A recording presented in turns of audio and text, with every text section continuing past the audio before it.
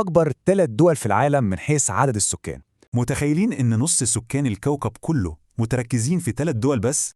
طيب يلا بينا نشوف الترتيب ده، وهنبدأ العد التنازلي من المركز الثالث. وفي المركز الثالث عندنا الولايات المتحدة الأمريكية. عدد سكانها وصل لحوالي 335 مليون نسمة. أمريكا بتتميز بأنها دولة مهاجرين، وده سبب كبير في نمو عدد سكانها. بس استنوا، الفرق بين المركز الثالث واللي بعده ضخم جدا، بنتكلم في أرقام بالمليارات. أما المركز الثاني فبتحتله الصين، وهنا بنتكلم عن رقم مهول، حوالي 1.4 مليار نسمة. يعني ببساطة 1 من كل 6 أشخاص في العالم دلوقتي صيني. الصين فضلت في المركز الأول لسنين طويلة، لكن سياسات تحديد النسل بطأت النمو السكاني. والتباطؤ ده فتح الباب لدولة تانية خالص تاخد الصدارة لأول مرة. طيب يا ترى مين بقى اللي على قمة القايمة دلوقتي؟ صاحبة المركز الأول حالياً هي الهند.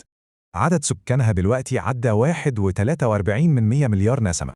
طبعا ده بيديها إمكانيات ضخمة، لكن في نفس الوقت بيخلق تحديات فقر وزحمة. شوفوا التوزيع ده، ال3 دول بس بيمثلوا حوالي نص سكان العالم.